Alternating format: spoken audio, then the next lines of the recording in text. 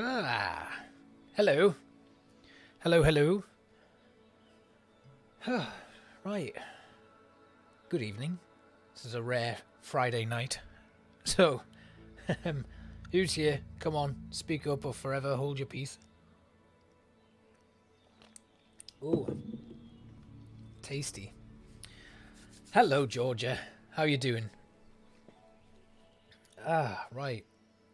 I need to have a quick look. Oh, it's some sort of weird energy powdery weirdness. I don't know. I can't remember what it's called. It tastes like blue, if you can imagine what blue street tastes like. Right, okay. I am sorry, I'm just checking out. Huh. Okay, good. Glad to hear you well. Right, let's just move straight on over. You're going to get a nice little sneak preview of this week's Planet Zoo. Blue is the best flavour. So, hello. See anything different? Yes, we have a gondola now in Arcadia. So, thank you. Hello, Diz.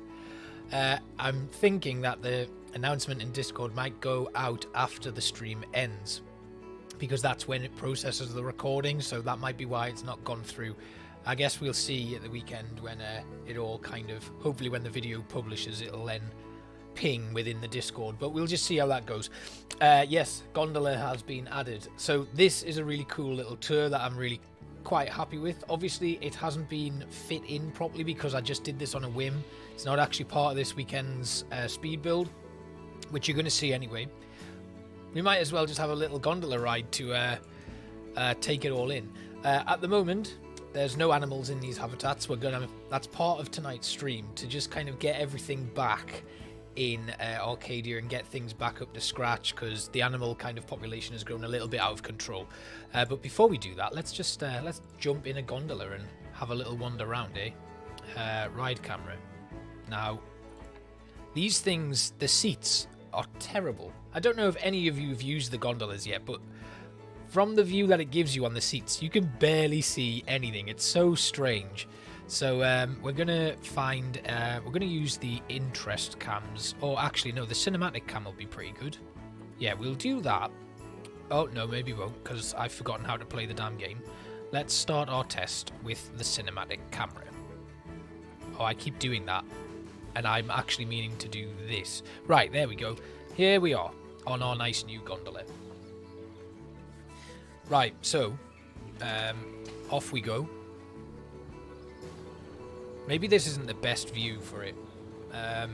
Let's go back. Let's just change to like a point of interest. There we go. That's a nice orbit camera. Excellent. Okay, so it starts by going over our jaguar habitat. You can see there's some trees and stuff in the way, so I'm going to have to sort all of that out, but I think it's a nice smooth ride. Then after that, you get like a nice little view of our mixed species tropical habitat. And then it loops round. Now we've got a little bit of space here coming up that we're going to fill with something soon. I don't know what's going to go in there, but it's going to be part of, like, when we move on from the mountain biome. I think it's Nile Lechwe that I've got kind of penciled in there. And then we loop around over our other guided tour, which is the koalas and stuff. So that kind of goes exactly where guests go, which I thought was quite a nice little change. Then into the cougar habitat, which we've not actually seen yet. I still need to do a bit of work on that to stop the cougars escaping. It will then travel up and over our dwarf caiman habitat, and then towards our capybaras. So it basically takes in the entire South American wetlands biome. And I was going to have another station on top of the second mountain, but I decided not to bother with that. I thought, we'll just have them do this nice little lap around, and then it'll come up through here, and we're going to put something in here. You can see the exposed water pond there. That's going to be something else. It's going to form part of the habitat that's going to be up here, which I think might be maned wolves, or not maned wolves, timber wolves, or something. I don't know yet. Not quite decided, but it's not got a lot of space in it, so timber wool's probably not the best idea. But we could put something else in there that works, and then we finish back up here. And that leads us to take a look at our new habitat for this week, which, as you already know, is the grizzlies. So this is our second grizzly habitat. This one, you don't actually see me build it in this week's episode. It was kind of like the extra. But I wanted to, it kind of pops into place in the video. So we've got this really cool little space with a cave, lots of foliage, a little jetty for them to jump off and go in. They don't actually have the underwater fish feeder here. We did that on stream in the other habitat at the start of the week, but this water's not deep enough to actually put the fish feeder in, so I just left it out and just made it like a little pond for them to swim in. So yeah, it's looking really nice. I was really quite happy with this one. I love being able to use these really tall trees now. It gives you a lot more kind of creative freedom with the habitat design, I think, and you can kind of create these natural viewpoints for guests where they are at the moment behaving and actually looking through the trees to see the bears, which is really cool. In our habitat that we built at the beginning of the week, I think I might put some more foliage and stuff here in this open space because it's looking a little bit bare.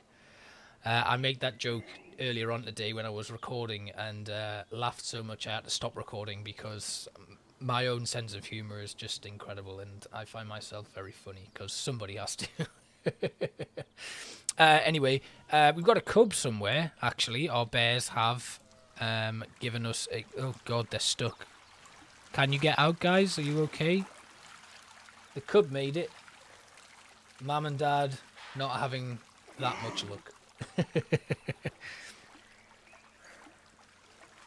They're just kind of bopping around now. Oh. Yep, we're out, and you're out as well. Let's go have a look at the baby because I almost caught it in the tour. Didn't realise that when the baby interacts with the adult bears, they do the little sit down and then sneeze, like the sneezing panda meme. I'd never seen it, obviously, because this is my first time having bears in one of these zoos, so that was pretty cool. But I do like that the cub tends to stay with one of the adults at all times. I've not yet seen the cub out on its own. Yeah, let's pretend that exit from the pool was nice and smooth. But yeah, it's looking really good. I'm really happy with that one. And just a quick zoomed out view of the whole thing. Obviously, what we need to do now is focus on integrating the gondola because at the moment it's just kind of floating a little bit and there's not really any environment around it. So that's going to be my next job. I will be doing that one off camera. I don't think we'll do like a full kind of episode on that. But like a pro diver. That's how I exit a pool, to be fair. So I think I found my spirit animal playing this game this week. So and the other thing I like about them, they tend to just sleep anywhere. We've got 2 caves where they can go and have a nice bit of privacy. They just kind of like flop down onto the ground. Yeah, I have a lot of issue with some of these. I'm probably going to take out all of the supports and just put some customs one in. Sea Diz, I think I'm somewhere between seal and bear. So yeah, I can definitely relate to that. So yeah, the station's going to need a lot of work doing to it. You can see it's just bare patch of grass, and then we'll probably take out all of the supports, like I said, and we'll put some nice new supports in there that are like custom made and things. It's a shame that the suspended gondolas look like this. I think the design on them could be a little bit different, but you can see we've got a nice little tour going here. I don't think anybody wants to take them because we don't have any guests in there, so any animals in there. Which brings us on to the topic of today's episode. We are going to be doing a lot of management today. So, actually, let me just quickly... Where should we start? I think Old Town is probably a good place to start. And what we need to do is we need to just go to our... No, actually, we need to start with our exhibits. So, we'll go over to this place here. Now, I know it's set up for all of my other stuff, so we're going to go to our research center here and just have a quick dart through. So the first one we come to is this butterfly habitat. Now, our cloudless sulfur population has gone out of control. Now, we have the management set up here, and at the moment, I've capped them at 30 in each one. But I think what we'll do is we'll just bring this all the way down to around about 20. And what should happen is the lowest appeal exhibit animals in here will be immediately sold for cash. And we're just going to go through and do that with everything. So we're going to call this one R&D Cloudless Sulfur. And this is basically what we're going to be doing today. We want to get everything a bit more organized here. So we have our R&D Cloudless Sulfur in, and then we're going to go through here, and we're going to go to this first butterfly habitat here, which is Old World Swallowtail. And as you can see, this hasn't had the managed population put on there, so we're going to have to do that now. And again, we'll cap it at 20, and we'll have them sold for cash with the lowest appeal first. And then we'll do the same with the females, cap it at 20, sell for cash, appeal, lowest first. Then all we need to do is turn that on, and they should automatically be sold. There we go, right, nice and easy. And then, hello Wolfie, how you doing? And then we'll call this R&D Old World Swallowtail. You can kind of see the theme that we're going for with this. We want to get everything organized and make it look a little bit better than it has been. Over here, we've got managed population on 20. We just drop those population limits down, and this is actually going to help the lag issues that I'm having a little bit more as well, because there's less animals going to be kept in here. And also, when these things breed, they breed like crazy, so we get a lot of young cloudless sulfurs or blue morphos in here. So we should be able to keep that population ticking over nicely. Now, the one thing that I am having an issue with is the... I'll come to that because I can't remember what it is. It's the little leaf insect. They seem to fall apart like mad. It's crazy how quickly it happens because they have such a short lifespan of like 1 year. But the breeding doesn't seem to keep up with the... I think basically they are born, they breed, they die. I think that's how that life cycle works, which is tragic, if you ask me. Oh, my fave gang is also here. It's good to have you all here tonight. It's a little bit of a different stream day for me because last night I was busy having outside fun. So, Layman's Poison Frog. We go through, we do the same. We're going to name it.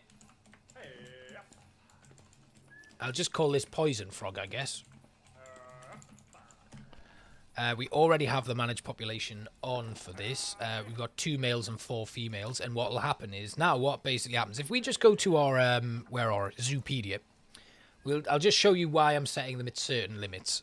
And it's simply because the species data here are group size maximum before they start having an impact on the health and all of that sort of stuff is 6. So we want to make sure, the thing is, these are, depending on their mating system, that will kind of decide how many males and females I have.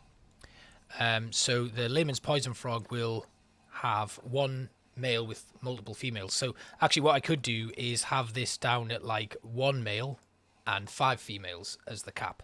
But I like to just give the breeding a little bit more of an opportunity to kind of go through, which is why I've gone with 2 males and 4 females. So once they breed, the lowest appeal frog will be sold for cash. And this is basically how, look at our finances going up. Despite the fact that there are no animals in here, guests can't actually access this part of the zoo yet. We're just churning out lots of new animals and selling them immediately. So what have we got in here? This is our puff adder. So R&D puff adder. If this gets boring, please say, and I will make some changes. We'll do something a little bit different, but I think it's really important to get this done. And I thought, because we haven't had a chaos stream this week, and I didn't want to do one on a Friday night, I thought it would be better if we just kind of chill, and you'll be able to see a lot of what goes on in Arcadia now, because we're going to spend a little bit of time just observing habitats and stuff, and having a look at what we can do, because again, the my abilities in building and stuff have changed massively since we even started this zoo, and I can't even remember when we We start. Okay, full management stream. Good, good. That's what I like to hear, Georgia, because that's what's happening. I don't want to do anything else. I don't want to do any more building. I've finished the episode for this week, and I just need to record the little tour at the end. So that's all good to go. So we'll do some solid management here. Good. I like to be chilled. That's all I've got time for these days. I'm 34 tomorrow, so I just need to chill out. I guess this is a pre-birthday stream. Oh, that's okay, Georgia. That's fine. No worries. Right, we got 5 in here. And they're promiscuous, which is good, actually. That means we'll... Actually, I've just realised the... Hang on. Wait, if we just go here... I've just realised... What's... Polygonous. Oh, I didn't get a party hat. No, Diz, it's my birthday tomorrow. It's my birthday tomorrow. I just need to look up a word.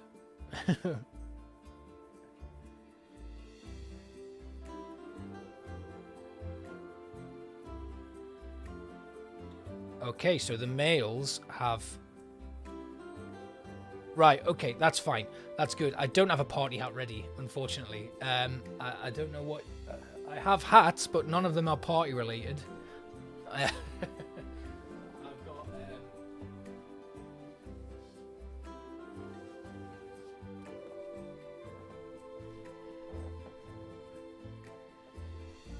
We could do a Peaky Blinders stream. It doesn't go over my top knot, and my head's too big for this. or we could do a idiot going on a summer holiday fedora. Which these are the 2 that I've just picked up. I have other ones, but I don't think I've worn these since I was 18, and they've just kind of hung around with me for a long time. I'll just get rid of those. They're not they're not going to be a full-time part of the stream tonight. Right, okay, so that's fine, that's done. Right, now our puff adders are promiscuous in their breeding patterns, so we will have our max males at, I think it was 5 in the Zoopedia, if we just have a quick look at that. Yeah, where are we? Species data 1 to 5. So as they are promiscuous, what we'll do is we'll have 2 males as a max and 3 females. You can see this is already overcrowded, so like I've already said, as soon as we set this up and have them sold for cash, you will see, and you can always tell if you're just doing this for the first time, you can actually see that it works if you just turn manage population on, hit play, your cash will start to increase as those animals are sold. So really easy way to kind of manage your exhibits, and that is how you keep the money rolling in, basically. Like if we were playing hard mode, obviously we'd still have to do all of the other stuff, but having like a good exhibit structure. Oh, hello, Sophie. Welcome. I'm really, really happy to hear that I've given you some inspiration for new habitats and stuff. We're not building anything today, unfortunately. It's all about the management and stuff. So kind of just going through little bits that you might not have noticed, and kind of basically because this project has been going on. I can't remember when the first Arcadia episode dropped now. It feels like it's been forever. So I think I probably maybe started it in October of last year. And initially, when I first started doing Old Town and things, I was able to keep on top of everything.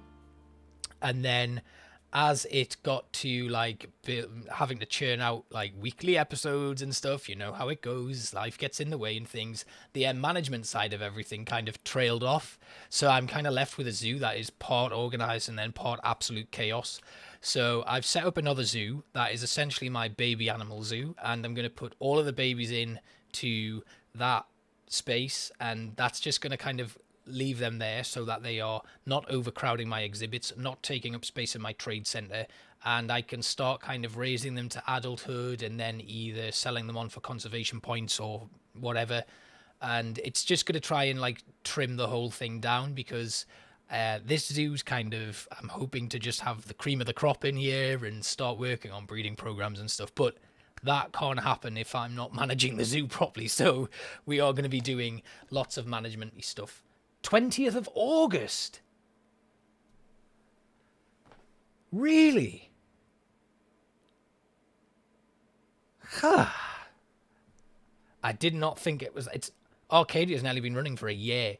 That is almost like a year of nigh on weekly episodes in this zoo. That's crazy. I was not expecting that, you know. Huh. Well, anyway, Goliath frog. So all I'm doing, for those of you joining, is we're just going through this all of my exhibits. We're giving them a name, so they've got a location, and we are setting up the lovely little management tools here, which you have available for exhibits, but we don't actually have these for... It would be great if we could have this for habitat, so that as soon as you've got like a newborn animal, you can move it to the trade center, or as soon as that animal reaches maturity, you can move it to the trade center. Because one of the main reasons why things have gone bad here in Arcadia is we've had animals getting... Oh, look. See here, we've got a problem. We don't have any male Goliath frogs left in here. We are going to have to go and find ourselves some new Goliath frogs then. So, we want to just have a look here. Goliath frog.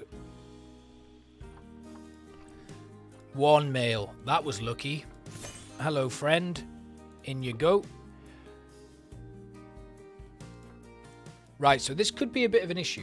So our Goliath frogs here, I think you can only have 2. Yeah, only the 2 in here. They do have 1 or 2 offspring per mating event. So what I think's probably happened is our Goliath frogs have reproduced. They've only given birth to females, and then the male has died, unfortunately. Because if we have a look at that, they only live for, what's their average lifespan? 18 years, apparently. And they have 1 or 2 offspring per... Maybe I never managed to get a male. That's another thing that we could, that could be the issue. Anyway, we're going to go in now, and we are then going to add our management here. We can only have the 2 in. So we're going to have the 1 male. We're going to have the lowest appealing male sold for cash, and again females sell for cash, appeal lowest first. Manage population, hit play, and then the 2 that we had there will be sold.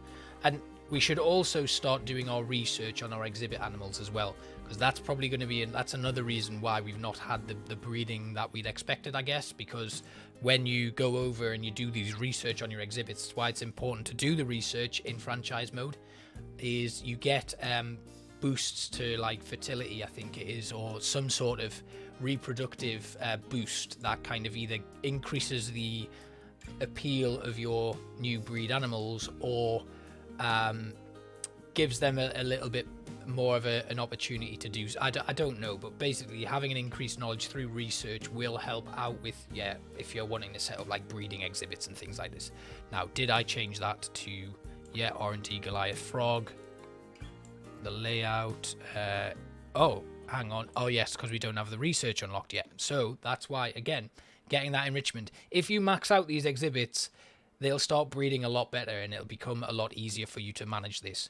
So over here, our Goliath beetles were already set up, so they are good to go. And what was our... Let's have a quick look at our actual beetles that are in here.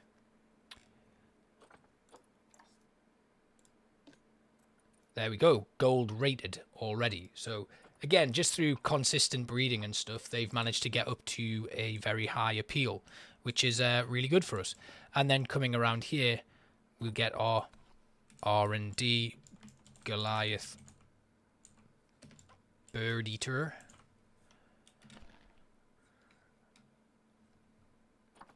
And then over to our Zoopedia.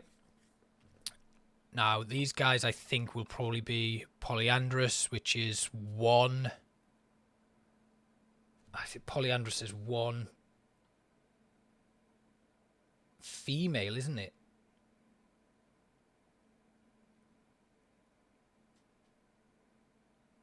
Yes, so we need more females in here than we do males. So if we go over here and... Hello, Junie. Welcome to the street. Oh, we're getting lots of new people in here tonight. That's really cool. So we're going to have 1 male in here. He's then going to be sold for cash. No. It's 2 males. 2 males, 1 female. Is that right? The max is 3. At the moment, we're doing some management, basically, because everything in this zoo has fallen behind and it has got a little bit chaotic. So I'm trying to manage everything and reduce the animal population and redo all of my work zones. And so it's a little bit of a bitty episode. We're not actually building anything tonight, but I'm just talking people through management stuff and tips and things for that. So hopefully you'll learn something if you don't already know, and I'll probably go back and I'll show you this week's build, a little sneak preview of the grizzly bears that are coming into the zoo as well, and then we're going to start putting all of our animals back in a little bit more of a meticulous fashion so that we've got a nice fresh zoo to attract some guests and stuff. At the moment we only have our grizzlies in, so we need to try and get that sorted, because the population of like some of the animals just got really out of control, and we've got a couple of animals that need treatment for various diseases and stuff, and it just got very difficult to manage it all whilst building at the same time. So that's what we're going to be doing tonight, and just a nice chilled out chat about stuff. But I'm really pleased to see lots of people starting to chat here now as well. I don't know if you've come to a stream before where we're normally actually building something or playing some sort of spooky game, but yeah. What's your next build, Diz? What you're going to be working on?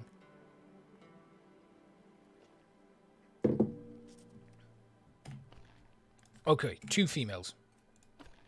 Sell for cash. Appeal. Lowest first.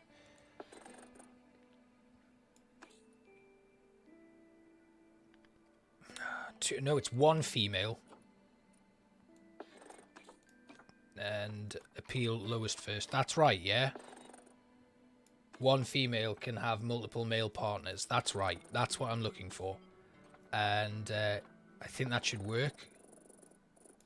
Then when we hit play, they should all be sold. Yeah, that's good. That's good. That's what we want. Okay. Yeah, I should have done the same, Georgia. I don't know why I didn't. But yeah, I'm glad I did now. Good, good. I always like to see new franchises coming up because it's just a great little extra part of the game, I think. I think you just get a lot more from it. Sandbox is amazing when you're just trying to like learn how to build and things and all of that sort of stuff. Oh, okay. Factory type build in Fallout. What's your favorite settlement location in Fallout? What's the one that you like to work on a lot? Because I know which one mine was. Right, yeah, I think that works. I mean, I hope it does. Did I rename this one? I didn't. R&D, Goliath, Beetle.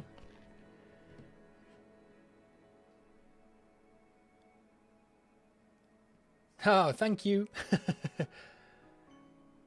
Starlight Inn, that's the drive-in, isn't it?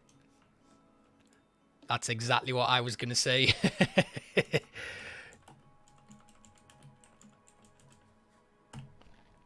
That is the only answer, I think, Diz. That's the only correct answer to that question. Right, over here we are managing this with 1 and 1 because you can only have 2 in here. So we've got a lot of 1 to 2. Yeah, that's good. And strangely, 1 to 2 is the population, but they are promiscuous. That doesn't make a lot of sense to me. If we are forcing that population. Oh no, our Lesser Antillean iguanas have unfortunately left us. So we're going to have to get them. Diz, I do that too. And then I always feel like when I've finished a build, the pathing system goes to hell. So, yeah, that's never fun. Right, okay. We are going to have to get some more Lesser Antillean iguanas. R&D and Antillean iguana. Right, so let's hope that we can get some lessers in here. None available. Of course there aren't. Right, okay, so we need to refill that whenever we can. R&D, red knee tarantula. Now, you already know this. We have red knee tarantulas in Old Town, so that's good. And we also know that these guys are promiscuous, and you can have up to 5 in there. So we'll go back to our management. We'll just make sure that this is well managed. We only want two males and 3 females. I think should be good. Then we'll sell for cash, appeal, lowest first. And this is tedious because I'm doing it now when we've got loads in here. But if you do this every time you put an exhibit in, this won't need to be done. Now, we didn't pay much attention to our Egyptian fruit bats and stuff in this build because I've already done them. So if we just have a quick look over here, I think these guys are promiscuous as well, yeah. And we can have up to 35 fruit bats in here. But I want to cap the population at around about 20. So we're just going to go with 10 of each. I think that's what the actual barn is as well. So we're just going to make sure that these are 10 of each. I did have 15 in here. As you can see, it was already set up. But we are just going to have that capped a little bit smaller just to stop everything going to plan. Hello. You can all just have a quick look at the sloth while we're doing this. Right, okay, species data 1 to 6. Oh god, what's that one again? That is 1 male, multiple females. So, in our sloth habitat here, oh look at them all hanging out. There's a party going on over here. We got some with different colours as well. We have.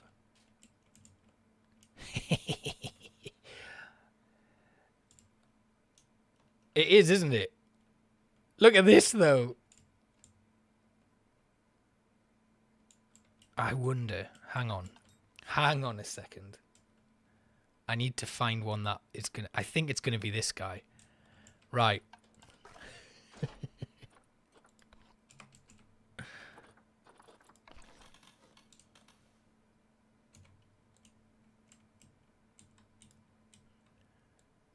This is the only bit of building I'm going to do today.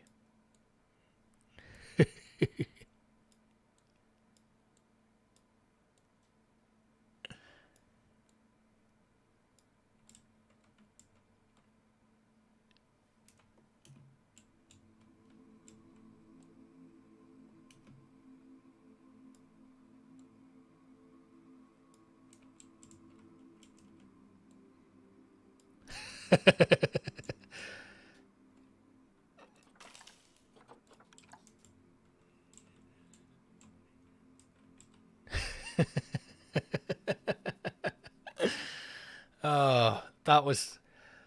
I enjoyed that way too much.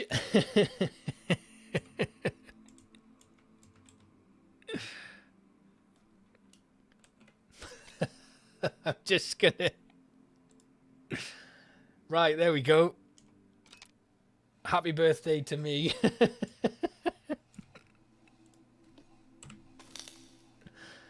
What was I doing? Yes. We are doing some yeah, okay, sloth population. I need to go back into the Zoopedia because I've completely forgotten 1 to 6 and the one... There's another one over here. Wow. You know, I never get to spend a lot of time just kind of looking in the habitats and seeing the animations, and I just think it's really cool when you eventually kind of get this. Anyway, now that party sloth is done, it's 1 max male and 4 females. 5 females. Now, we are short on females, so that is a bit of a worry. So these guys need to... stop being a dominant force in this habitat, please. Right, let's just make sure that that gets sorted out. We drop down to the 1 male. Great, and we keep the 2 females. That is perfect. That's exactly what we want. Did our hat wearer... Oh, the hat wearer was sold. What a shame. Right, okay, that's good. Now, oh, did I rename this? No. R&D, sloth. Did I rename this one?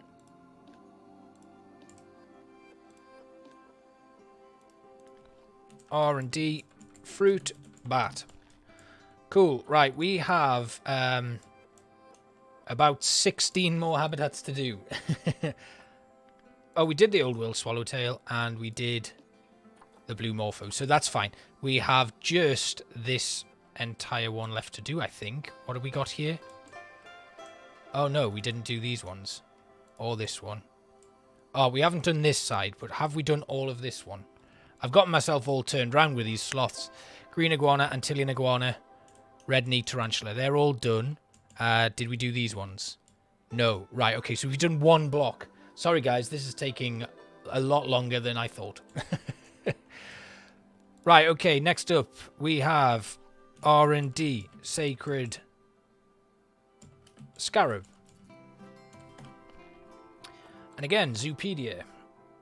The Sacred Scarab Beetle, 1 to 25, and I believe that is... God, I need my definitions up all the time.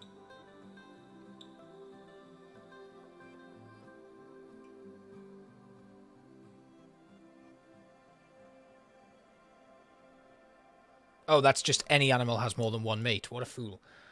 Okay, right. We are going to go, because the population here is 25. This is actually already managed by the looks of things. So I'm just going to leave that as it is. Actually, we'll drop the females down to 10 so that we just have exactly the same in each one. Then over on this one, we have our yellow anaconda, R&D, yellow anaconda. Now, a lot of them, we're going to run into issues because some of them you can only have 2 of each one in a habitat. And things like the yellow anaconda, we may run into issues where if all we can have is the 2 and one of them dies, we run out, and then gradually the female that's left in there will die as well. So, you know, that's just an example of where things can go wrong. Like, as you can see in here, our animals, we do have 3, luckily, and we have enough to sort it all out, which is exactly what we're looking for. 1 and 1, and we're going to sell for cash, appeal, lowest first.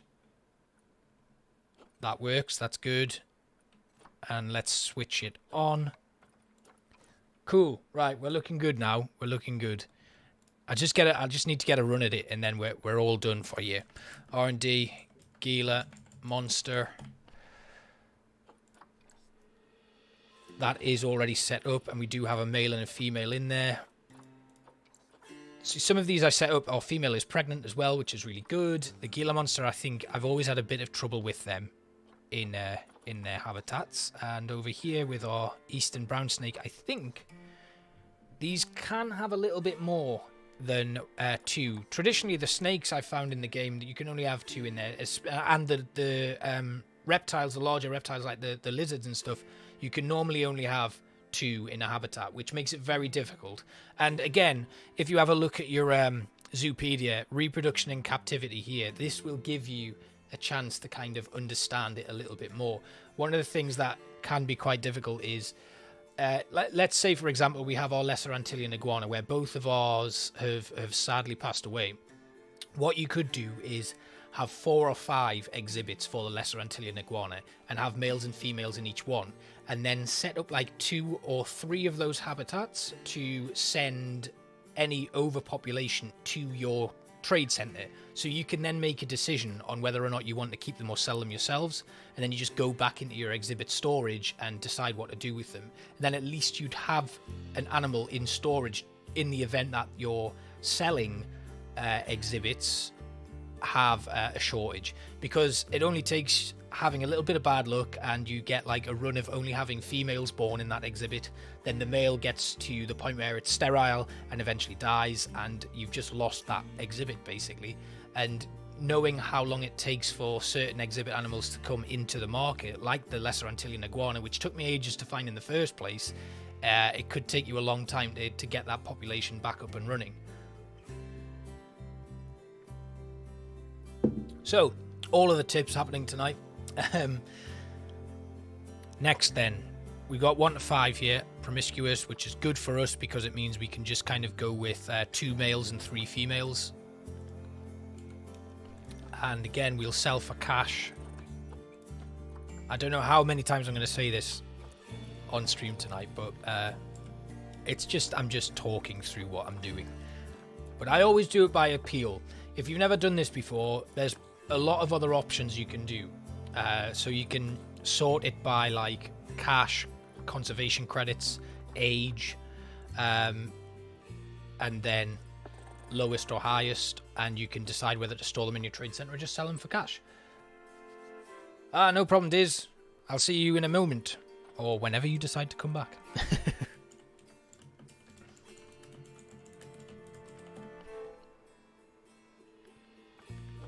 Yeah, appeal's just the easiest way to do it. It's very much a set it up and then you can just forget about it, unless you're like me and you forget to set it up and then you end up 1 habitat down. But I think, thankfully, the iguana is the only one that hasn't gone to plan so far. Obviously, if we do our research and get everything done properly, it'll be a lot more of an easy to manage kind of situation.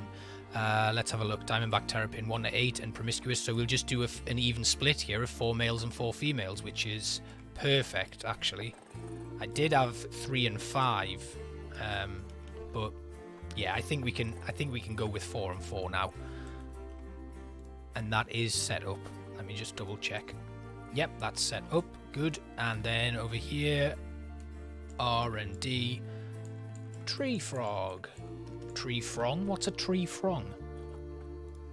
Right, and this is set up with a 2 and 3 because I think the max population in there is 5, so that's good. There's one on the window there. Should we say hello? Hello there. I can't put a hat on this. Right, R&D. Diamondback rattler. We'll just that'll do. Now, the diamondback rattlesnake, I think, is one of the snakes that you can only have 2 in. Yeah, 2. Cool. Right, that's fine. And we'll go just the 1 male and just the 1 female. We'll sell for cash. We'll go appeal, and we'll go lowest first. And again, appeal, lowest first. Turn that on. That's the important thing. Make sure you turn it on. I've done it and forgotten to turn it on and been like, why is this overcrowded? Why is this becoming an issue? And it's because I didn't have the thing turned on. The Titan Beetle, that's already set up, which is good.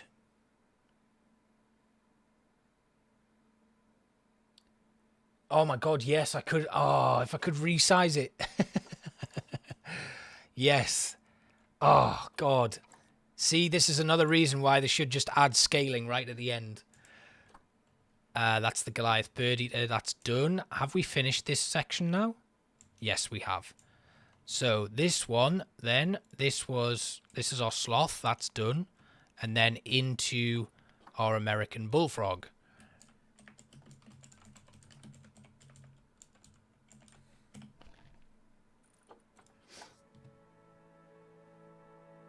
Yeah.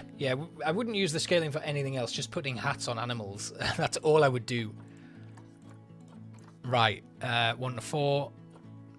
So again, we'll go back into here. Management on, 2 and 2. Yep, that's already set up. And then, now, if you're gonna do one thing in Planet Zoo, get axolotls. Honestly, they are probably the best exhibit animal to breed and sell. Get 4 of them up and running. As soon as you get them to like gold appeal ratings, you'll be making about 1 to 1,500 per sale, and they produce quite a few offspring.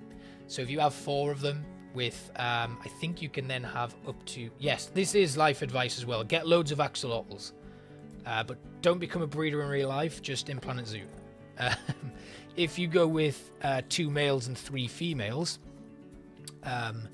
in each one, they're critically endangered. They've got a lot of value. They're promiscuous, which means you can have your males and females will just freely breed.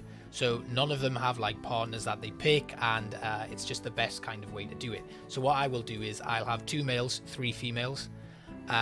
Per mating event, you can get 2 to 3 offspring. If you get lucky, that could be up to 9 offspring per mating event. That's $9,000 immediately. If you've got 4 of those exhibits, you're looking at 9, 18, $36,000 per like thing. So if you are getting all of that kind of income coming in, and they like, you know, the incubation period is 0 months, so every 12 months you're going to get $36,000 at the max. And at the lowest end of that scale, you're going to be getting $24,000. So it's a bit of a no-brainer to kind of bring in the axolotls. They're also really low maintenance, which is really, really good. Yeah, so that's my top tip for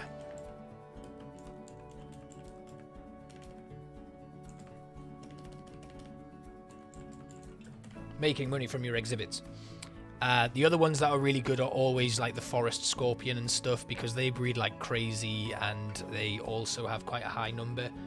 The forest scorpion, not the desert hairy scorpion, they have a little bit of a different kind of breeding pattern, so they don't always bring in a lot of income. But if you get like the giant forest scorpion and axolotls in right at the beginning, that'll give you a lot of money going forward. And you can always bank some of the axolotls in your trade center, so that if you are getting a little bit short of cash, you can just sell a load of them in one go. I think I did that when I was playing on hard mode, and ended up selling like 30 axolotls in one go, and suddenly the finances were back to normal again. So yeah, that's a good one to do.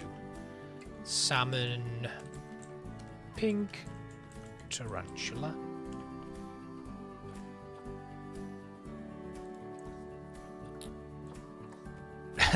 Wolfie, don't spend all of your money on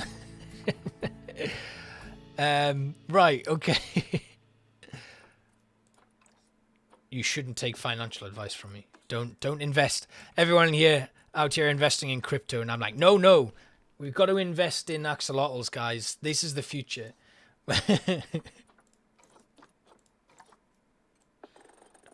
That's what we're going to be using as our currency. Axolotls. Right, we'll turn that on, and that's looking good. Let's just make sure that we've switched things on here.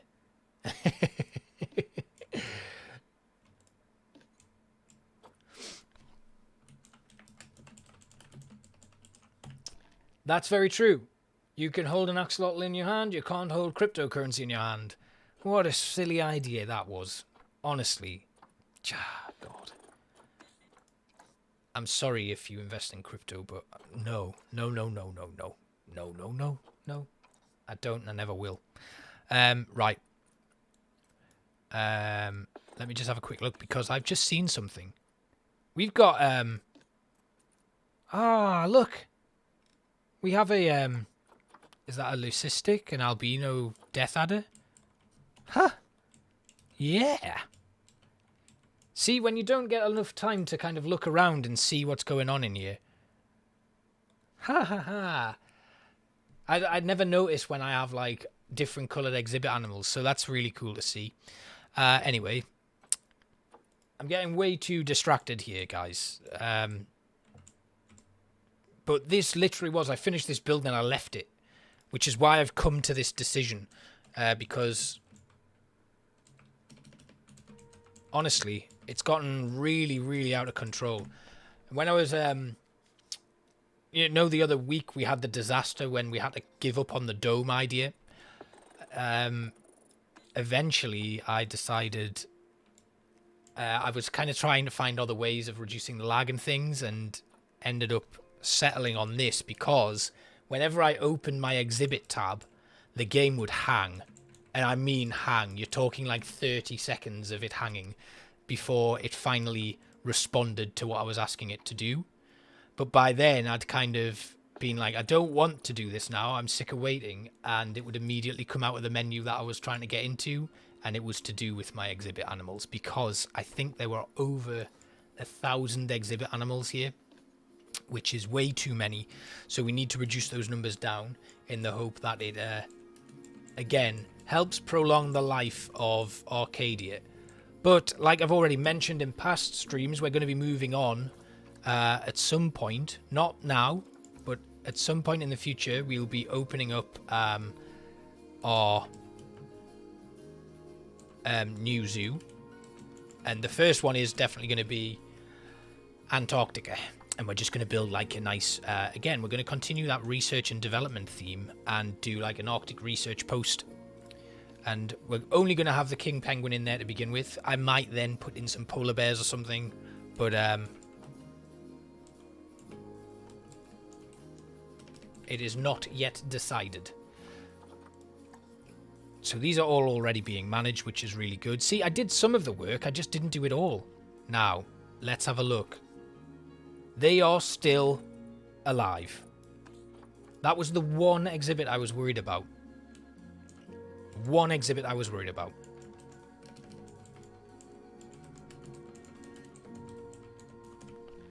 Well done, guys. I'm glad you're still hanging in there.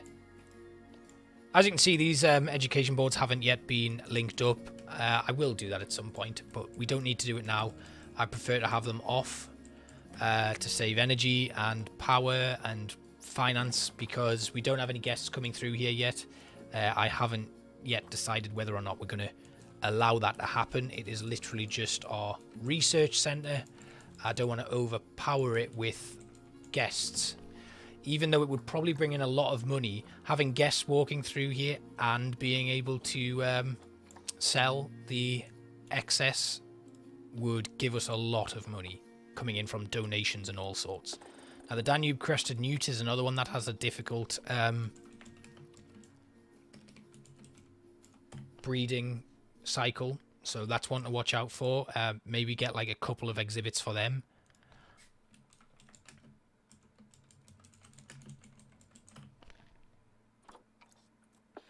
But you really can't go wrong with having some spiders and scorpions to begin with if you're just starting out. Don't go for snakes or the big lizards, because they are very difficult. They can kill your finances pretty quickly because they have long breeding periods and they don't tend to have a great number of offspring when they give birth. Now, the giant centipede, why have I only got one in here? Apparently you can only have 1 to 2 in there, excluding juveniles, but I'm sure I've had more in and it's been fine. Maybe some of their calculations are off. But that brings an end, I think, to the development of this area. Oh, wait, hang on. Now, our monarchs, I think we'd capped. Yeah, it does. I'm sure I've had more giant centipedes in there than... And it's not affected it in any way, so that's a strange one for me. Don't know if that's completely accurate. I'm sure I've definitely had more.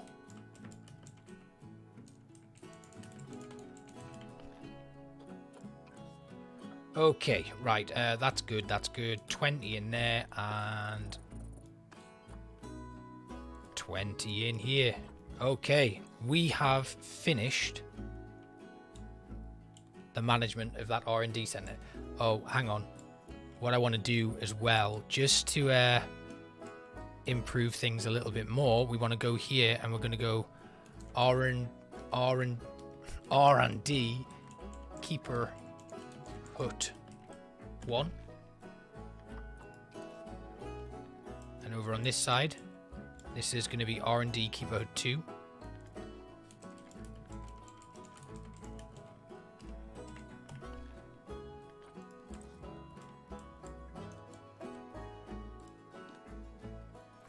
Yeah, okay. Then we're going to go... Oh, wait, I need to go inside here. R&D, staff, small, 1. All of this sort of stuff is... It sounds and seems to be incredibly tedious and unnecessary, but for me... it's very, very useful. Did I name that correctly? Staff small and staff small. Yeah. Okay. Cool. Then we've got R&D research small 1. Like just all of this, making sure that everything's getting named and has some sort of uniformity to it. It just helps when you're trying to diagnose problems and stuff. And it's something that I've wanted to do for a long time. So this is another Keeper Hut R&D Keeper 3. Was that right? Is that what I named them? Keeper, or did I call it Keeper Hut? This is where my namings go a little bit. I did call it Keeper Hut. Okay, back we go.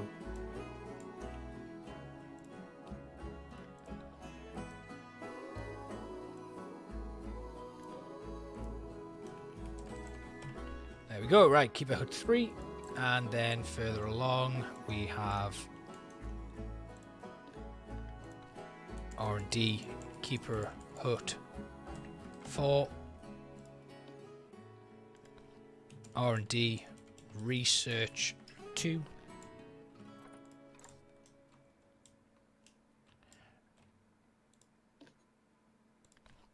R&D Trade 1. I think there's just the one in here, actually. That was Keeper Hut 4. I don't think we need a 5th Keeper Hut. I think we can actually replace that with another researcher.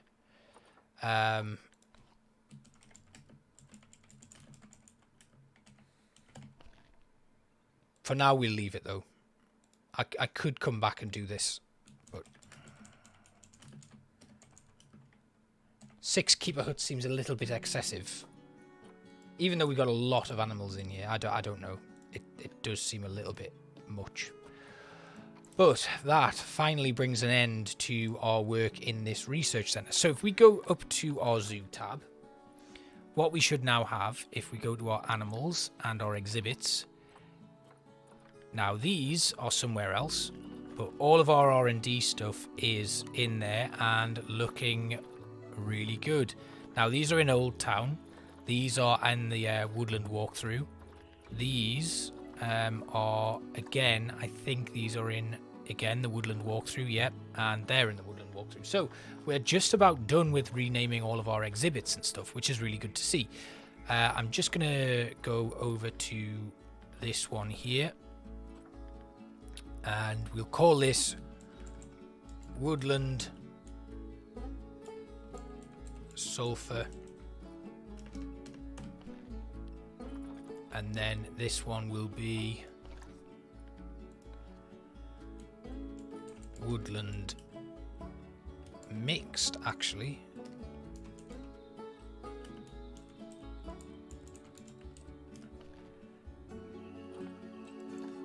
And then Old Town Bat Barn. So these are all in Old Town, that's all done. And then what's going on with this Old World Swallowtail habitat? It needs to be cleaned urgently. Get a keeper over there, please. And then we have these final ones over here that don't have names yet. So we'll go... Oh, this one is empty. Okay. Right.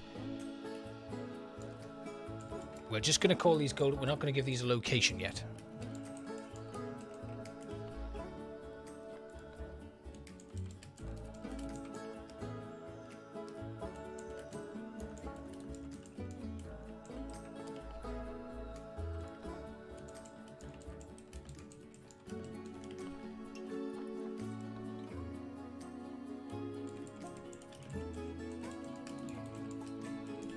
Because these are actually going to be moved. Remember, we're moving these into the tropical biome.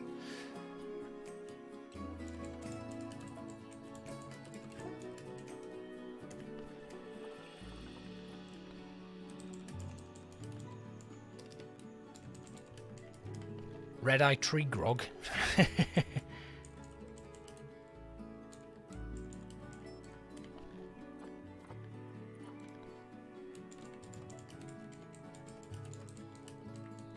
Right, that's done. So if we go over to our red-eye tree frog here, we're just going to grab a couple of them and move them into our other one so that we can restore the population in that one. So if we find all of our exhibits over here, we're going to go no habitat animals, then we're going to go red-eye tree frog. We're then going to grab... It seems only right that we take 2 from our research center and move them to the empty red-eye tree frog, which I think was number 3. And then if we go to our zoo tab and our exhibits, no, it was number 4. Damn it. Right. Back to our animals. We're just going to take Yara and Francisco from number 3 and pop them in number 4. There we go. Right. Okay, good. Good. That is now complete.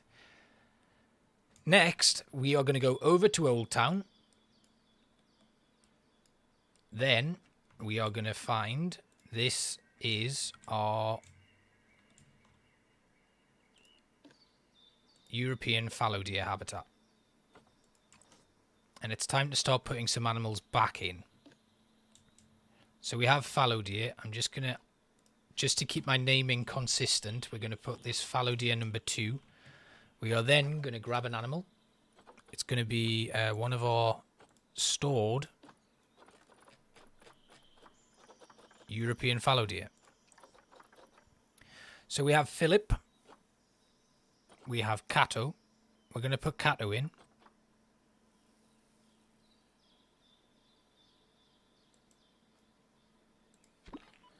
Then we're going to wait for Cato to come in.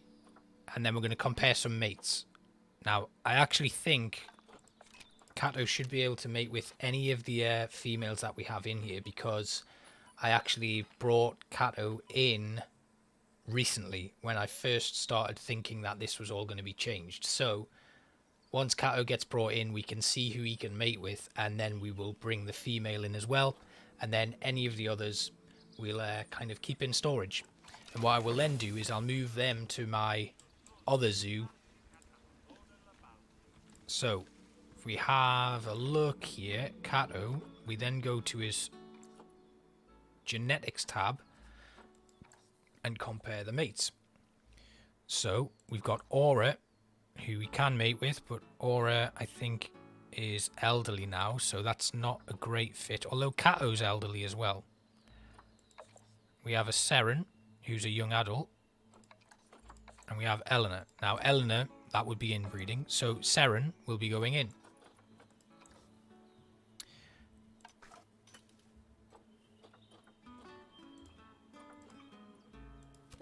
There we go. Right, in goes Seren. And then Tom, who came from the same zoo, actually. Zoo Dream. Thank you, whoever you are. And then we'll just allow Tom to enter the habitat. What a name for a deer. This majestic creature. What should we call our new deer? We'll call it Tom.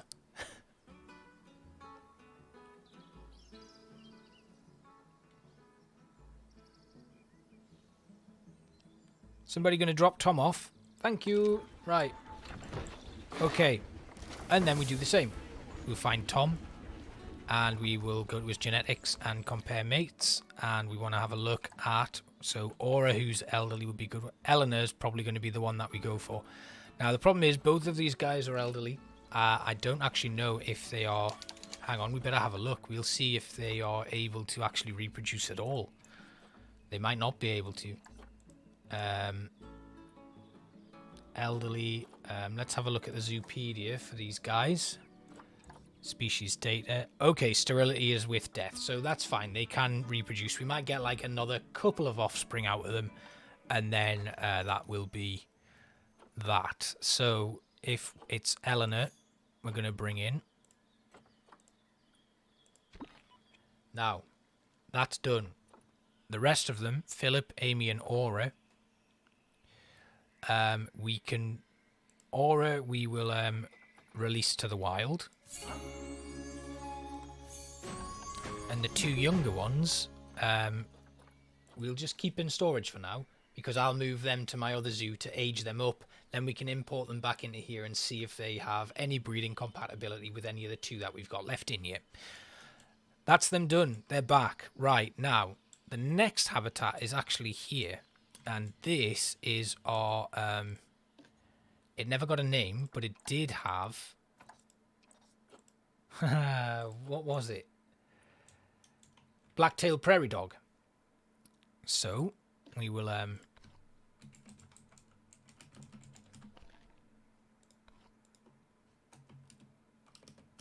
we'll just call it the prairie dog.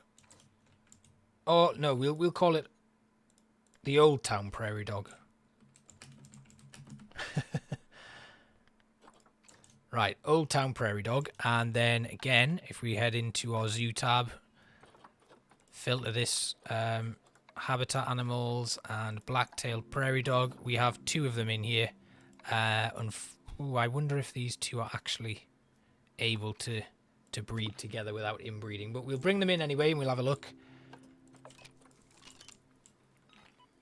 And whatever the deal is, we'll get rid of one of them if they are incompatible. Oh, an animal's escaped.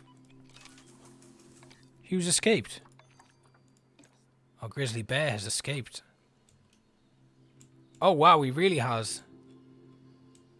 Ah, okay, he's the young bear. We've had another bear born. I mean, he's escaped, but he can't really go anywhere, can he? He's like literally just stuck there now. So we'll emergency capture him. Oh, the box is tumbling down. Right, well, someone will pick him up. That's fine. But that's something that I'm going to need to have a little look at. Now, let's just get our black-tailed prairie dogs back in. And then we'll have a quick look and see if they are actually compatible. And if not, we'll get rid of one of them. And we'll bring in a new one to mate.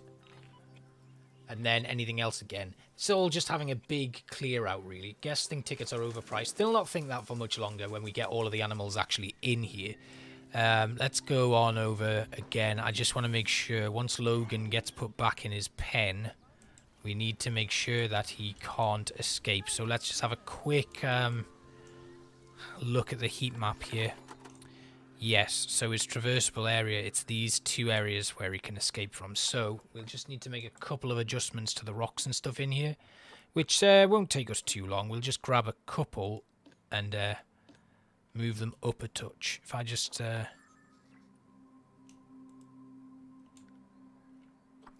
we duplicate and advance move them, we can bring them all the way up to here and then just bring them up a bit further. And that should stop him escaping again.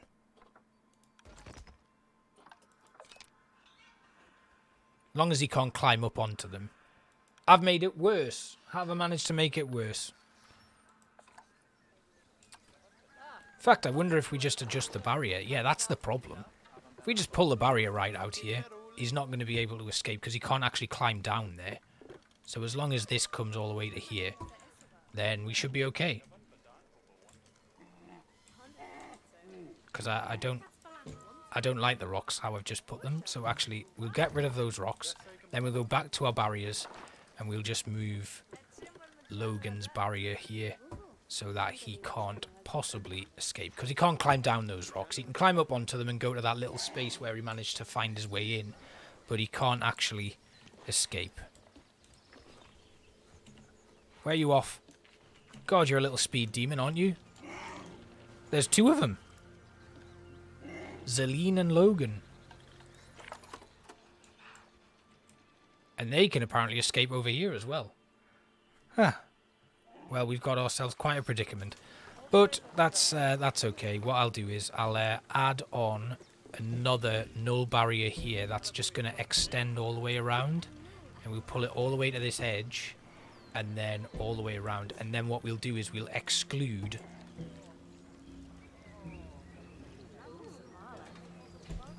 there. And then if we grab this barrier here and just run this all the way around, we can then exclude... Yeah, exactly, Wolfie. And then we'll make this not a habitat perimeter. And then if we find Logan or Celine again, they're just hiding in their little cave with their mum, having a little nap.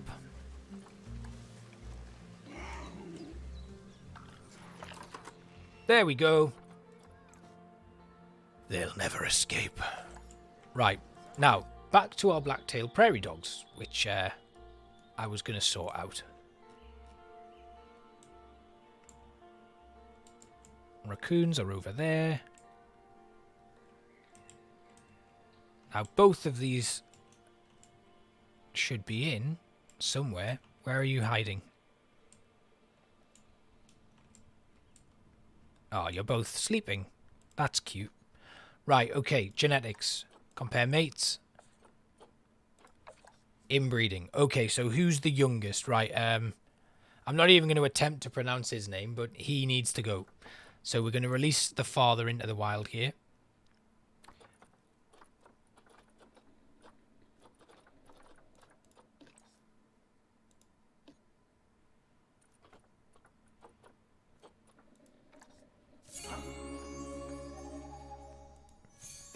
Not great.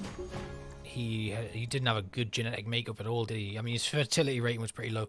Right, now we need to find a male black-tailed prairie dog. Hello, Diz. Welcome back. You haven't missed much. I mean, nobody's missed much if you're going away and coming back. We're just doing the same old thing because it's been necessary for a long time. So, black-tailed prairie dog. Thank you very much. Give me a good male. Ooh, 2,000? These are a little out of my price range, I'm afraid. The franchise mode market is so bloated, it's ridiculous. Like, there's nothing wrong with this lot. I mean, they're very small.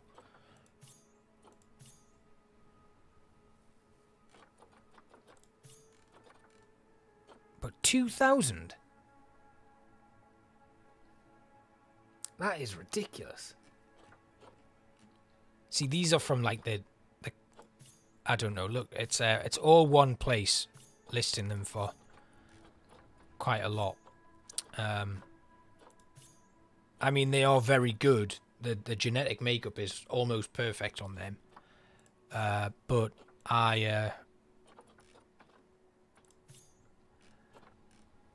would like to be in a position where I'm able to offer stuff for a much lower price than that. Conservation points, unless you farm them, it can be difficult to come by. We will grab... we'll grab this one. Thank you, Jay's Zoomania. Oh, it's bugged out, hasn't it? Look at this. You tried and buy, and yeah, it doesn't work. This has been happening quite often with the franchise mode market lately. I don't know what's going on with it, but I've found this a few times. It happened with the bears. I was trying to get the bears for quite a while, where it pretty much requires a reset. See, they've not gone in. My conservation points haven't gone down. Let's see. Can we get this one? There we go. Right, that's better. And we'll just send this one to the zoo. Now, the hope is that our female has enough of a good genetic makeup that we can actually cope with the poor one on that one. Now, we've done that. We've got our European fallow deer put in, and the next step is going to be our badgers. Now, I do know for a fact that we are going to have some badgers here that may well be related genetically, because this was one of those habitats that just got a little bit out of control. So, let's have a look at our European badger. We have a pregnant female, but unfortunately Raz doesn't have the appeal that we're looking for. We're going to bring all of these guys in because I would like to just kind of get them into the habitat, and then we'll have a look at what we've got to play with. Because again, if the male is too old, we'll maybe rehome him or just release him into the wild, and a lot of other stuff to kind of happen and keep things going nicely. We do need to just make sure that we're not inbreeding, because a lot of that has happened here, unfortunately. I don't like to admit that, but it has, because things have just gotten out of control, and that's why we've ended up with white and oddly genetically. I mean, hang on, George has got pretty good genes. Yeah, George looking really good. Well done, George. Right, so yeah, George, pretty much infertile, unfortunately. So, no, that's Raz. Raz is pretty much infertile, and Raz is the daughter of George. So Raz, we are gonna we can't release you to the wild because you have 1% fertility, yet you've managed to have a offspring. That's funny. Right, George. We've got an injured badger here. Sean can't mate because George has already mated with Raz. Now, what we'll do is we'll let Raz have this baby, and then we'll also call a vet in for Laura Nora. Laura Nora. It's an interesting name. So let's call a vet round. We'll have Laura Nora looked after. And then we'll sort everything out. I'm wearing a watch and it is so hot. I need to take it off because it feels like it's sticking to me. Right, there we go. That's much better. God, my wrist can breathe. Right, Laura Nora's getting some medical attention, which is good. And we have had, I think, an offspring that was imminent. So, Raz, wherever you are, it's time. No, still imminent. Come on. Let's have it. Baby badger. Yeah. And Dan has now been born. So we're going to release Raz into the wild. And we're going to take a look at George and who he can now mate with. Because his mate is no longer here. Laura Nora is obviously... Oh, we need to give it a bit of time to reset because George now doesn't have a mate, so he needs to find a new one. I feel bad. It is nice to come back to Old Town every now and then, isn't it? Because everything's kind of gotten a little bit on top of itself, and to come back here and just have a little look at it. Right, okay, so George has no bond right now. So now we can just quickly take a look at his genetics and see... Right, okay. Maybe I need to box up George and then unbox him because I think this happens sometimes. So we're going to box him up. And then we're going to unbox him and just see if that resets his breeding status. No, it doesn't. Okay. Maybe we just need to leave him for a while because I don't really want to find a new male badger, unfortunately. I would like to keep him. And I guess we just need to wait and hope that he finds a new mate.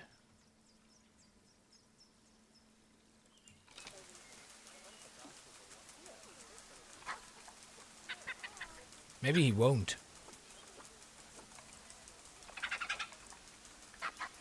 Well, I guess we can have a look at his children here. So Dan is his child. Siblings, we don't have any of his other siblings here. So he could technically mate with the two that we have in here. It's just whether or not he will because he's now locked into that monogamy with a female that I've now released. Maybe we just need to say goodbye to George, unfortunately. I don't really want to because he's got very good genes. He is getting on a bit, so maybe we should just release him and then give someone else an opportunity. However, because our badgers are monogamous, we can bring in a new male. Perhaps we put George in the trade centre, bring him back to the habitat. I'm sorry, mate. You look lonely now. I wish I hadn't done that, but we can't have inbreeding in here anymore. It's gone on too long. We're going to bring in a brand new badger. So again, we will go to our animal market. European badger. 5,000. What is going on with him? Oof. Like Ivan, 148. That is a good price. But 5 grand for top of the range badgers is just ridiculous. These are all like conservation point farms. You can kind of tell when it's going to happen. They all have the same kind of source, and they're all pretty much literal conservation point farms, which, you know, that's fine, but I'm not paying that much for animals when you can actually just do it yourself. There's no need to. Don't waste your conservation points unless it's like a really big ticket animal. Like, I think my American bison came from a conservation point farm, but it was like an albino. It was 10,000 conservation points, but it was, I think it is pretty much maxed out. So yeah, I wouldn't do it with anywhere else. Dan is unfortunately not the best genetic makeup for us, so he'll be getting released when he matures. Sean, I'm hoping, is going to mate with... Oh, I thought that was a badger. It's not. Good, Georgia. That's what we want. We need more cheap animals on the market. That's what it needs to be. What I want to do is I want to try and get like as many good breeds as possible, and then just pop them on the marketplace. And what I'll do is I'll name them all after the YouTube channel, and then you guys can buy them and pick them up for however much you want. Oh, that's funny, George. We've got George and Dan in the too.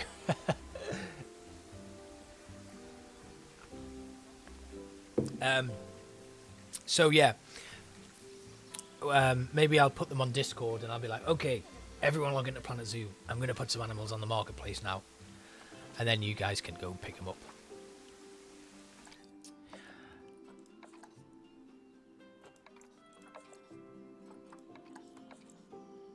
I think, unfortunately, George is going to have to leave our zoo because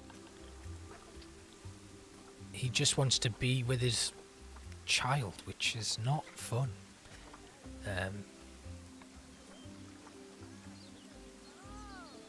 So, unfortunately, George, off into the wild you go, mate.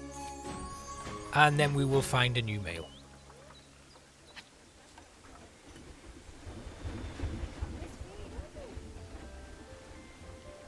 Oh! Ooh! Yes! That's what we were waiting for. Now we just need a female. That was pure stroke of luck that I checked on that. Well, I'll get that sorted, Georgia. We'll make sure that we have some new animals coming to you from Arcadia. Right, okay. Again, flooded marketplace, not looking good. I don't think we're going to pick up another cheap male badger from any other zoos. So we will go with one from Frontier Zoo. What I want to do is try and find the youngest one. I've got a 4-year-old here. Decent stats, actually. We'll take Mipley, and then we'll send you to the zoo. Right, okay, so that's the badgers sorted. We have 4 in there now, not including the juvenile. And it's looking pretty good. We have managed to maintain 1 albino badger somewhere.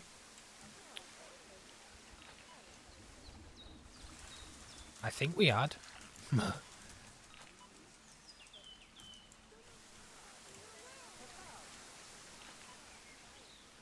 There she is.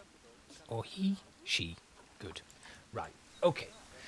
Badgers sorted. And have I... We'll call this Old Town Badger. We better call... Be quiet, guests. You'll pay what I tell you to if you want to come to this zoo. Give me your damn money. Right, next up. Striped skunk. Now, this was a doozy of a habitat. I can't get this right, unfortunately, which is quite frustrating. So, let's have a quick look at our striped skunks. Look at the money coming in, though.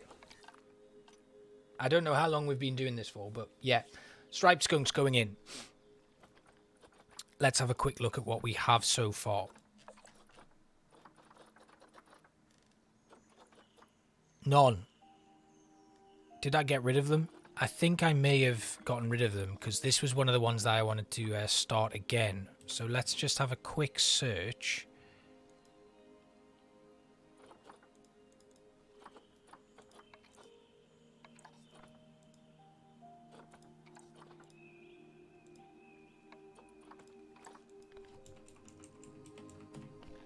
Yeah, we don't have any striped skunks. So we're going to buy some new ones. But what I want to do is I want to have a quick look at the striped skunk zoopedia because I need to work out what's going wrong with them. So it's 1 to 2, 1 male and 1 female. All mature offspring become outsiders. All right. Apparently the reproduction in captivity is easy, but I've not had that experience at all. I've always found it very difficult. So let's go to the marketplace. We'll see if we can get some decent striped skunks. Now, what I want to do is find ones with good fertility. The rest of them don't matter so much, but good fertility is going to be key. We can actually bring some in from other zoos, but again, those stats aren't amazing. So I think we should just go with, if I can get a good fertility male, that's one. I mean, maybe we need to go with this one, but the immunity rating is terrible.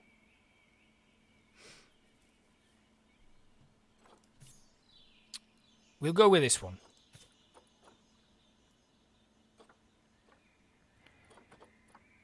Now go over to our storage, find our striped skunks, and we'll just put them both in.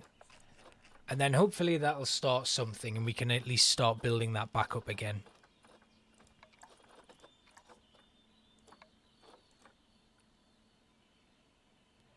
In they go, and then again we'll name habitat 39 correctly.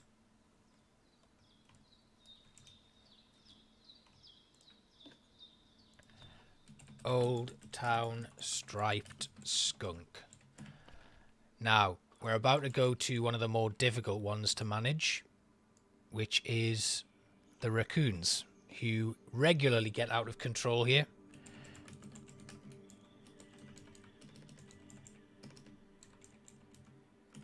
That how you spell raccoon? I'm about to find out, I guess. Right, so the raccoon population here got crazy. It is 2 C's, I was right.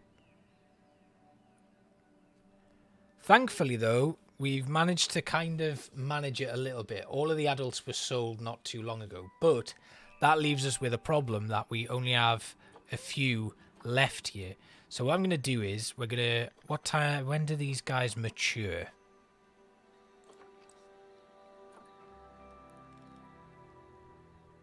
Two years, I think it is.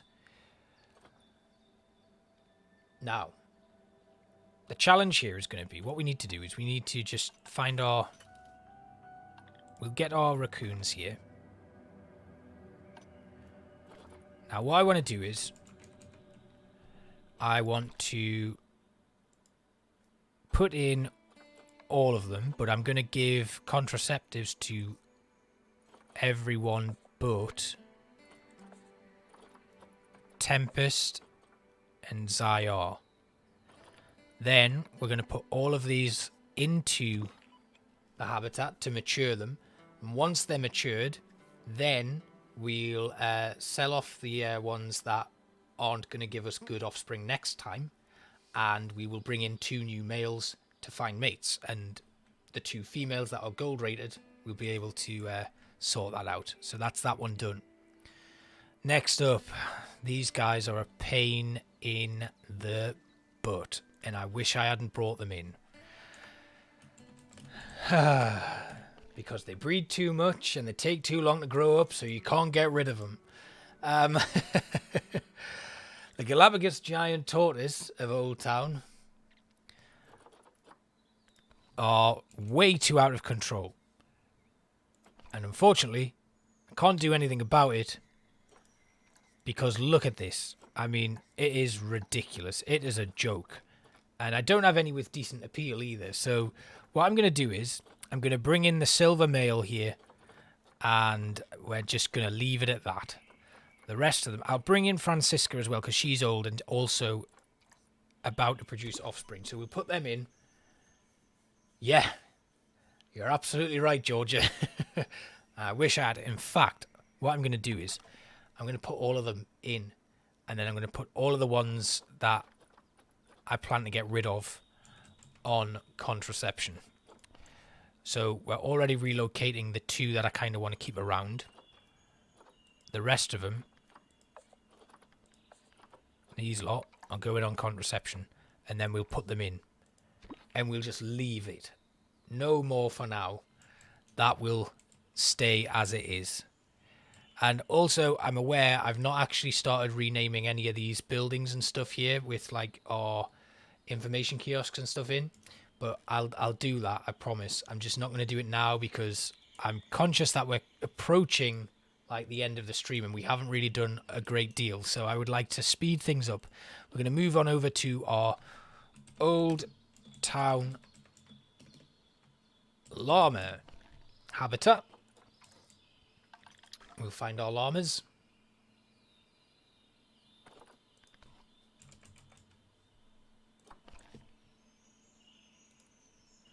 Where we have 3 females. We'll put them all in and we'll find a new male. So once again,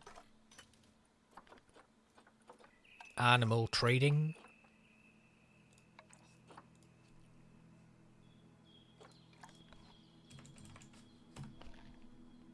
Llamas. What do we got then? Okay. That's pretty good actually. I'd pay 1,000 for a gold rated llama. Especially when you consider the female here is 1,000 and she's a bronze. But if there are some see, that's not even that bad. You know, that is not too bad a genetic makeup. In fact, we're going to bring that one in. We'll send you to the zoo. Now let's just have a quick look at the Zoopedia because I may pick up that one if they're good. I just need to make sure that. Let's have a look. Okay, all mature offspring are tolerated in the group. Social hierarchy is constantly in flux based on small fights. So we can have...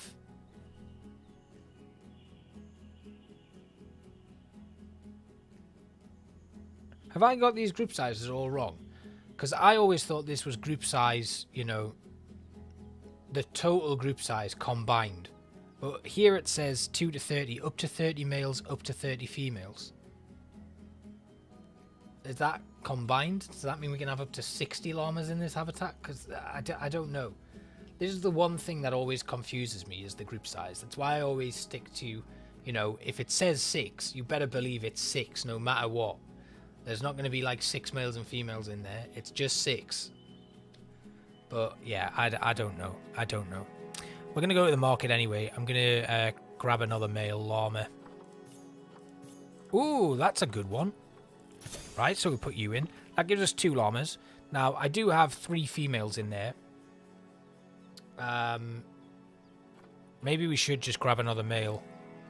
I had planned on getting rid of one of the females, but I think we'll just go with it. We'll go grab another male.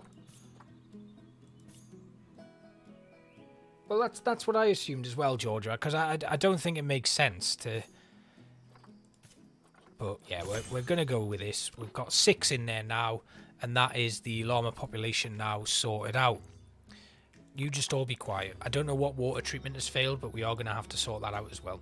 Old Town llamas now are done. Now, moving on.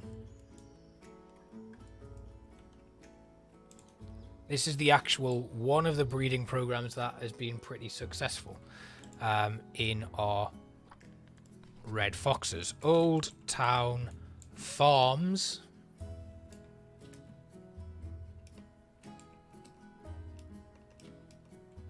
Do we need to say it's farms? No, we'll leave it at Old Town Foxes. Old Town Fox 1. And then through here, Old Town Fox 2. Okay, cool. Right, now, our foxes are, they got out of control. We had a lot of issues with the breeding in this. So we're just going to make some wholesale adjustments and make sure that we've got everything back under control. I think I did sell quite a lot of them. So the population should have dropped down quite a bit. Although I've said that and then gone here and no, it has not. Right. But this is good. This is going to give us a nice opportunity to... Oh, that just dropped.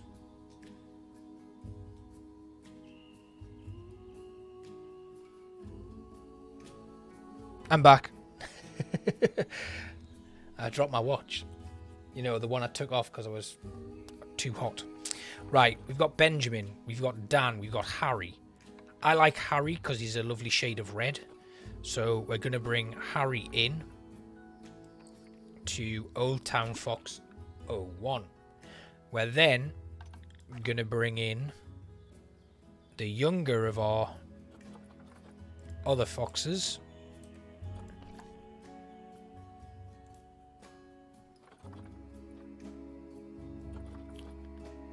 Harry is on his way. Oh, okay. Let's have a quick look. Benjamin. Benjamin will move to number 2. Then we will speed things up, let them get put in, and then we'll find some mates for them.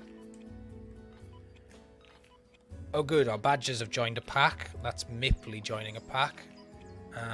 Yeah, okay, good. Good. And our striped skunks are arriving. Really good. Yeah. So that should hopefully help things out. And one more thing I'm going to do actually very quickly while we're waiting for these guys to arrive is we're going to go into our zoo and I am going to queue up. Things are slowing down slightly here. This is a little worrying. We're going to queue up some training again for all of our staff. Vets in particular, because when I finally get back on with the researching, which I'm going to do after this, we're going to research all of the animals that we currently have. I'm going to get them up to max. So you're going to see a lot of time jumps very soon. But it's really going to help us out. And the one thing that we're probably not going to get done tonight is setting up some new work zones, because I want to try and streamline everything and make things a little bit easier, which means we're probably going to have a bulk of new staff buildings put in place as well. You can see we don't have any security guards yet because things just got so out of control. So what I'll probably do is I'll start designing, and what I might do is actually design these as part of an episode, and then they'll just be kind of generic themed buildings for staff. And once I've done that, I can then just plop them in various locations within the zoo and just do a little bit of exterior work to them to get them fit in properly. But yeah, that's kind of my plan, would be to kind of have like a combined trade center, no, a keeper hut and a staff room just kind of slap next to each other, and then I can put them in places where I feel like I'm going to need them, where things are getting a little bit out of control. And I like my keepers. I don't like to have keeper huts right next to habitats all the time. I like to have like little staff buildings where staff have to walk for a little while to get to where they need to be. But if you're wanting things to work smoothly, you just need to sort it out a little bit more and have those keeper huts and things right next to places, which is unfortunate because like here, we could do with a trade center near here, because I don't know where they're coming from to drop these foxes off, but it's taken them a long time. So anyway, let's just have a quick look at our finance. ongoing expenses here, you can see our staff wages are pretty high, facility running costs and everything, power costs, it's all pretty high, but our income is also pretty high, and our total profit is fluctuating. We're not making it, we're making a loss at the moment, but I have a lot of areas here that don't have donation boxes, and that was probably going to be another part of things, so maybe we'll continue with the management side of things next week. I just want to finish off getting all of these habitats reset, and then that'll be the big part of it done. So then in the future, in another stream, we'll move on and we'll do like another part, like a part 2 of it, where we can finish off retitling and renaming everything, getting our new work zones set up, and then Arcadia will be in the perfect position. And then I'll just make sure that I keep on top of it next time, so we don't have to go back and do this again. But our finances are kind of stable. We are making a loss, but a lot of it has come from wages. We don't get any refunds because obviously I switched it to easy mode to help with things. I could boost the population, so I could allow more guests into the zoo, which we can actually do, and then that should really help us out. Ticket sales have brought in a lot of money. Zoo entrance and ride tickets have been really good. The shop income's been really good as well. And donations, you can see here, these don't have donations because we've not got anyone in them. So that needs to be sorted out. Rewards, we've got a few. And if I have a look here, where's our other stuff? Purchases. If we look at purchases, animal transfer costs, we've made $52,000 from the sale of our exhibits in this year.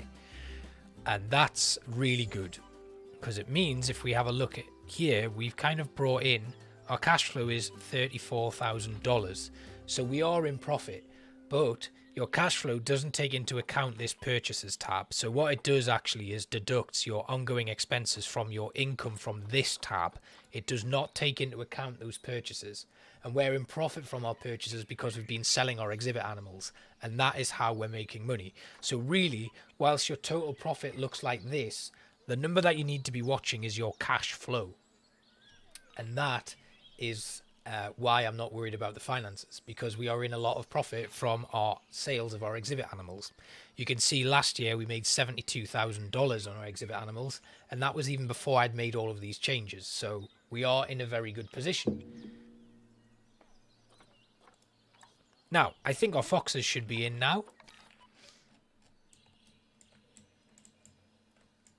I mean, I say that, but I can't see them.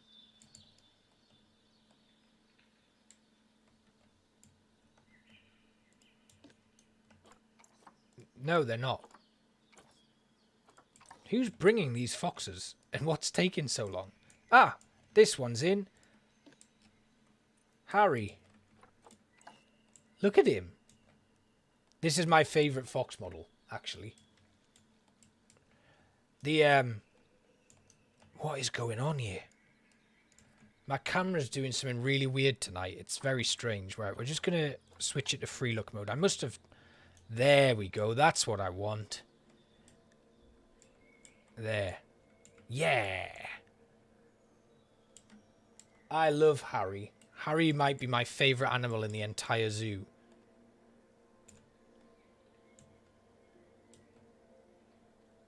Look at those eyes. What a cute guy. Now we need to find him a mate. So if I go to my compare mates, I have a lot of females in storage. Apparently I don't.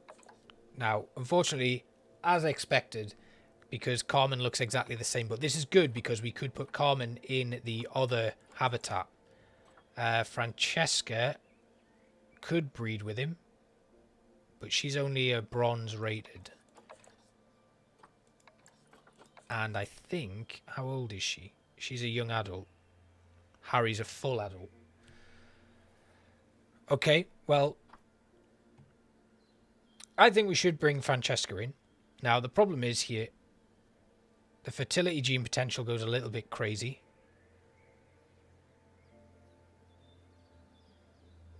Even though they have perfect conditions. The size gene's okay. That's not a bad spread. The longevity's really good.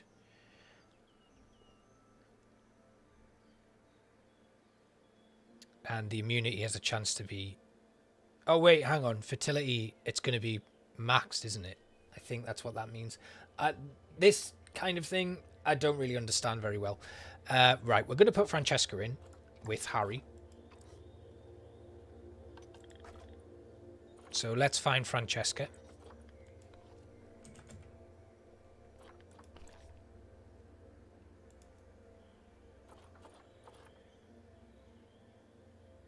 Here she is. Francesca is off to the Old Town Fox #1 habitat. And then we'll just wait for our other one to arrive in this side, and then we'll find a mate for them. And again, that'll be done. They'll have joined a pack. We'll all be ready to go. And then I can just re-establish the breeding pool between these two fox habitats, which is what I'm looking to do. Then all we've got left to do is put our Schwalski's horses back in. And I think I'm going to put my European peafowl back in. They've not been in the zoo for a long time because of how stupid they get. And then we need to do the red deer. Then that's Old Town Farms finished, and we've re-established that entire area, and everything is back to normal. Now, obviously, that means I still need to change a few things in terms of getting the staff kind of stuff sorted again, just to make sure that everything is easy to access and our staff aren't travelling long distances. However, getting them maxed out in terms of their skills might actually help, and I might not need to do all of that work. So our llamas are starting to arrive as well, which is really good. And hopefully we'll have a lot more coming in. Are you just wandering around not doing anything? Come on. Let's get Francesca here. Although, actually, I think it's probably because I've got 2 or 3 staff members here, and we should have more in. But there we go. And it's the new male on this side. Good stuff. Right, okay. And Benjamin. I thought Harry was cute. Look at Benjamin. My God, boys. You're looking good. Benjamin. You just walked through the fence. Right. Let's find Benjamin a mate. So I think the female that was in, that is actually Harry's sister, we should be able to bring these two together. So Carmen, oh no, Carmen is Benjamin's sister. So we can't even have Carmen in here. And we can't have Francesca in here. Well, that's not good, is it? Benjamin's beauty gives him special powers to walk through fences. It does indeed. Okay, so unfortunately then, we are going to...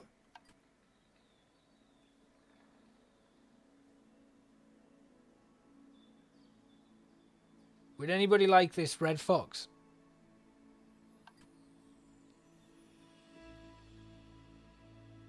Would anybody like to take Carmen from Arcadia? Because I'll leave her and I'll sort it out. We'll work something out. If anybody would like to adopt Carmen, I'll keep her in storage. Okay, Georgia. Yeah. So, we'll work that out on the Discord. But I'll keep Carmen. So let me just find red fox.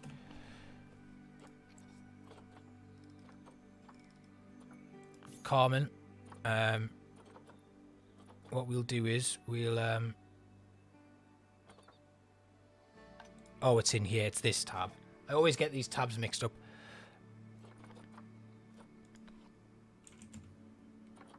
Red fox. And we want to find Carmen. Hold for Georgia. There we go. Now I'll know never to get rid of her.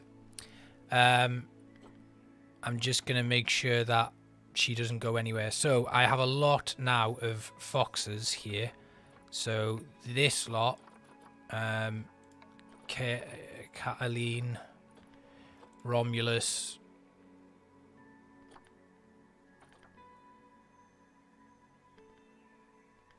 Dimitri, Henry, and Francesca's going to... Yeah, so we're going to release these ones to the wild. You can take Dan as well if you want.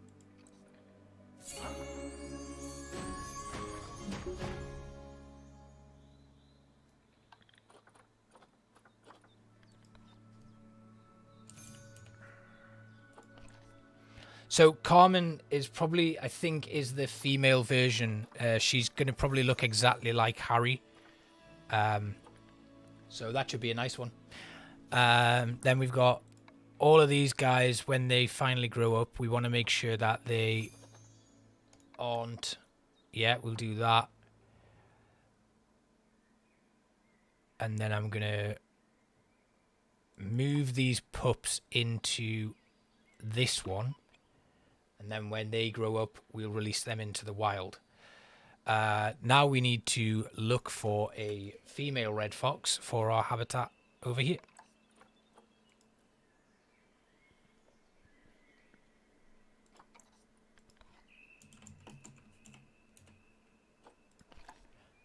So I'll just have to work out how I can get those to you, Georgia. What I'll probably have to do is just put them up for sale, and then we'll talk about it in Discord. That's probably the best thing to do. I'll work that out. So we have Fran here. Okay. Yeah, they do. They really do. They look like miniature wolves.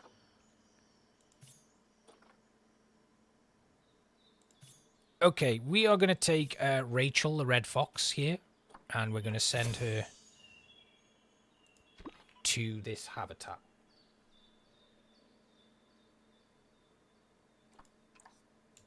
There we go. Right, okay, that's done. Oh, gosh. And then our Shawalski's horses, which also have had, like, quite a few issues over the few years that we've, unfortunately, been struggling.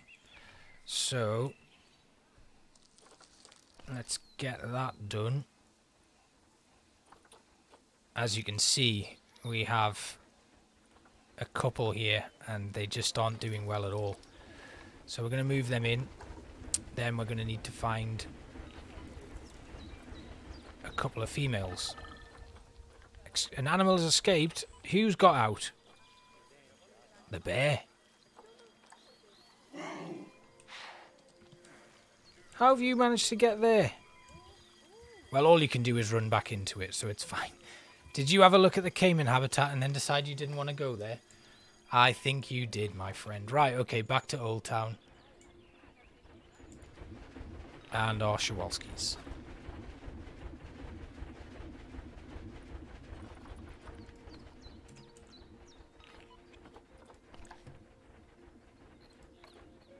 Okay, so we'll bring these two in.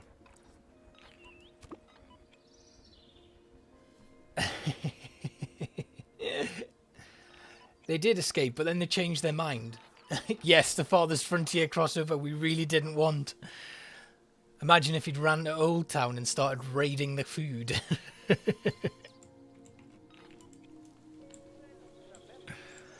Right, so we'll get these two Shawalskis in. I don't think I'm going to do anything else. We'll kind of work out that, but we've got Old Town Shawalski.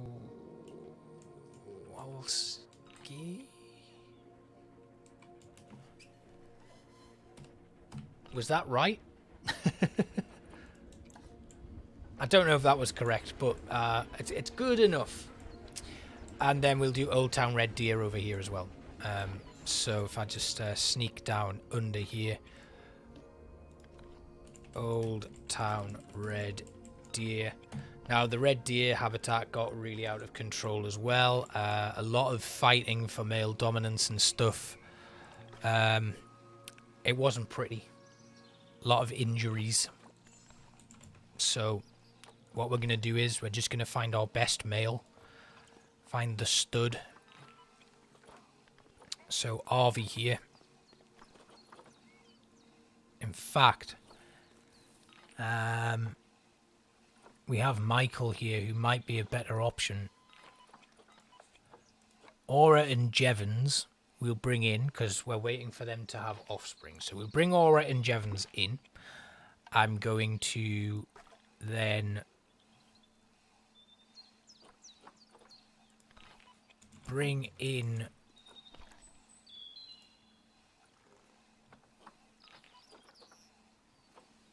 Michael. Yeah, so we're going to release Arvy. What is going on? Yeah, we've released Arvy. We're then going to come back in. We're going to red deer it up.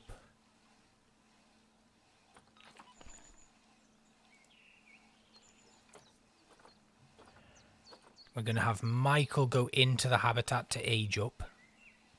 We're also going to put all of these other juveniles in. And we're going to have them on contraception.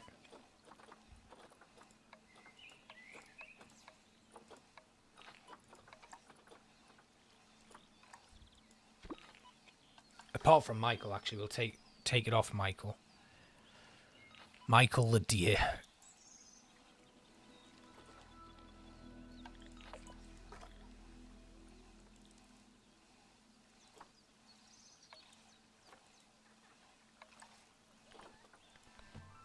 What a name.